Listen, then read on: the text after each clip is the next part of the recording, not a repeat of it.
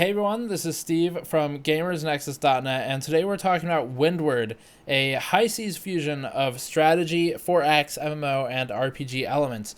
It's a callback to Sid Meier's Pirates, for those of you who remember that game, just without some of the worst game mechanics ever.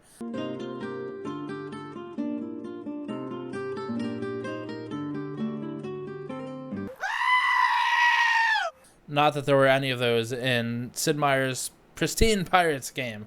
Windward puts players in control of a single ship, which they captain freely throughout a piratical, procedurally generated world. The player does have some control in designating faction placement within this world, if they so please, before jumping into it. The world is populated with 4 major starting factions and 2 additional factions, the Pirates and a crime network you discover later. All of these groups are vying for control of the conveniently square-sized sectors on the map. These are effectively zones for functional and playability reasons, and they house cities and create points of engagement within the game, which we'll discuss momentarily. Players can trade, explore, fight, and quest their way to faction control of each sector of water, and doing so unlocks abilities and zones as progress is made. To this extent, everything so far should sound pretty familiar to really any MMO, although this I really don't want to bill as an MMO because I do not consider it to be one, or any really strategy game that's been out in recent years. But that's not a bad thing, because when this game was originally incepted, it was sort of a challenge to Sid Meier himself, who stated in a GDC panel that game designers and developers should borrow ideas from games to improve upon them, and this is a direct response to that panel. Windward implements its MMO-like mechanics in a less offensively grindy way, and this is because, as we defined with Chris Roberts in a previous video, grinds are really something that is undesirable as a player. It feels as if it's forced upon you in order to make some progress. It's a reward for a punishment. Windward is more freeform in its execution of quests, killing, and control of the waters. It's also single player, but does have multiplayer allowances, and this lets players pick and choose points of progression as they get a feel for the game. Single player and multiplayer modes are both available, and multiplayer doesn't necessarily require player interaction with others, so you can simply coexist in the world while making independent trade runs if that so pleases you. Strategy emerges primarily in combat, where you cross the T, as they say, and this is because the ships have cannons only on the sides, because that's where ships put their cannons, and they must broadside opponents in a fashion that causes the most amount of damage while sustaining the least amount of damage from the enemy's broadside. So you normally really can only do this by effectively crossing a T. So you're firing at their front end or back end or their rear panel, quarter panel area, so that they really can't return fire in an efficient fashion. Some mortars and other more mobile guns become available later in the game, but that's the gist of it.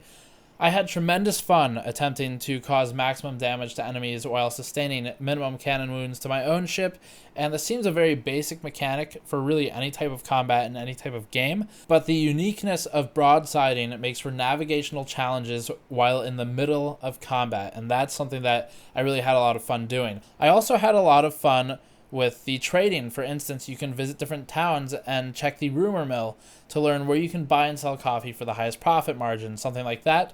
And as this is done, the towns will actually level up, unlock more progression options for players, new ships, new colors, things like that, and will also look larger on the map. We first started covering Windward a few months ago. It is an indie title made by Seafaring, and we followed their early announcements of the game and found it really promising as a concept. Especially personally, I liked Port Royale, and I've also played Pirates. We ultimately published opinions from our video editor's playthrough at PAX East. This was done live on the show floor of PAX East a few months ago, and it was Keegan Gallick's first interaction with the game. I had already played it. I decided to let him play a game for once instead of just filming me talking to people. So he called the game relaxing, quote unquote, and noted that he almost completely forgot about the chaotic show that was going on around us, as is the nature of PAX. This is really a statement to Windward, and I'd agree with him on the fact that it is a pretty relaxing game. The game can be billed as a more casual title, though I hesitate to slap that label onto it because it's got some negative connotations associated with it, and I don't necessarily consider myself a casual gamer, but I did immensely enjoy the ease of drop-in, drop-out gameplay afforded by Windward. It feels very freeing that I can just play for a few minutes and stop and not feel like I'm going to be totally lost next time I start playing. The game can be picked up for a few minutes at a time or for hours at a time, both with ease, as you get drawn further into the never-ending tasks of trading, exploring, building new cities, gaining map control, and buying new ships. You only control one ship at a time, but you can hire allies in the form of NPCs to help you complete tasks and take over cities and things like that.